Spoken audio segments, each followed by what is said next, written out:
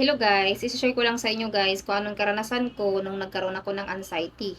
So, hindi po ako doktor guys, i-share ko lang sa inyo guys kung ano yung mga karanasan ko. So, 9 years ago guys, ay yun nga, doon ko naramdaman yun guys. So, dati hindi ko naniwala yung tinatawag na anxiety kasi nga, siguro sa mga mayaman is familiar yung salitang anxiety. Pero sa ating mga mahirap ay siyempre tinatawag sa atin guys ay stress. So, ganoon naman talaga. Pasosyal lang kasi yung anxiety. So, ayun gang, forward tayo guys. So, dati kasi guys ay meron akong kinakasama dati na hindi talaga healthy yung pagsasama namin. Madalas kaming nag-aaway. Namumroblema ako sa financial. So, lalo na kasi yung sa panganay ko dati guys is ano siya, mix siya guys. Kasi nga hindi kaya ipoprovide ng milk ko yung pangangailangan ni Bibi kasi nga matakaw kasi yung anak ko nung panganay. So hindi sapat talaga yung milk ko para sa kanya kaya ginagatas namin siya. So, ayun, go-forward tayo guys. So, yun guys, nagko-cause siya dun guys ng siguro yung sa stress.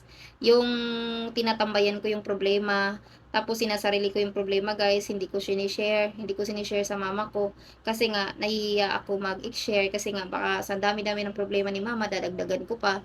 So, yun guys, no. Tapos, nakakaranas din kasi ako dati dun sa Bicol na trauma. So, traumatized guys. Kasi, hindi ko na i-explain kung bakit, kung ano yung pangyayari no, no? Kasi nga, nakita ko kasi sa mga mata ko na parang halos tititigin na nila yung isa't isa, nakikita ko. Tapos nakikita ko yung mga hinahawakan nila ng mga patali. Bagong panganak kasi ako nung panahon na yun.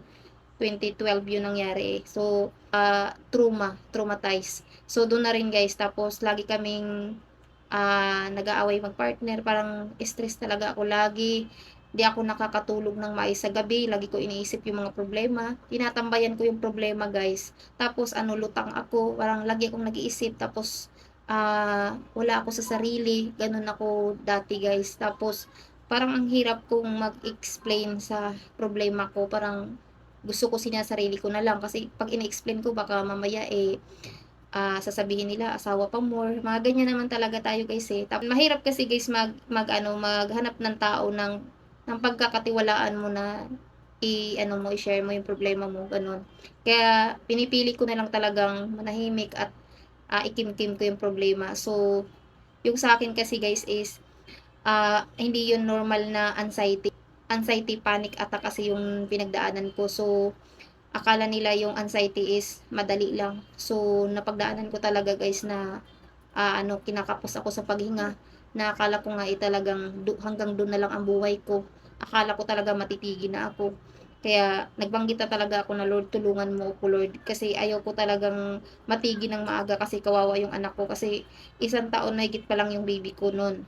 So, kaya nga advice ko sa inyo mga kababahihan, kung mayroon kayong pinagdaanan sa buhay, huwag kayong mag-i-stay sa problema. Daanan nyo yung problema guys. Huwag kayong mag-i-stay sa problema kasi yan talaga yung nagko-cause ng anxiety. Minsan kasi guys, tumatambay tayo sa problema. Maghanap tayo ng mga bagay na paglilibangan natin kung doon tayo masaya. Yun, kung saan ka masaya, doon ka. So, halimbawa, katulad nitong pagre-reels, marami kang nakakausap, marami kang nasi-share ng, minsan nag-share ka ng problema, yun nakakatulong yun guys. Huwag niyong sarilihin yung problema para hindi kayo maging katulad ko dati na sobrang stress ko, tapos wala akong nakakausap. Yun, tapos wag kayong mahiyang mag-open up ng sa iba guys. Taka, piliin niyo yung tao na pagsisharean niyo na alam niyo hindi kayo i-chismis, mga ganyan. At saka nakakatulong talaga sa akin guys yung mag-exhale, inhale. Ayan, gagawin nyo yan, i-exercise nyo kahit mga 8 seconds. So, yun ang nakakatulong sa akin guys. So, sawa ng Panginoon hanggang ngayon, hindi naman siya bumalik. Yung kinakapos ako sa paghinga. So, yun lang guys, no? Sana makatulong sa inyo. Bye-bye!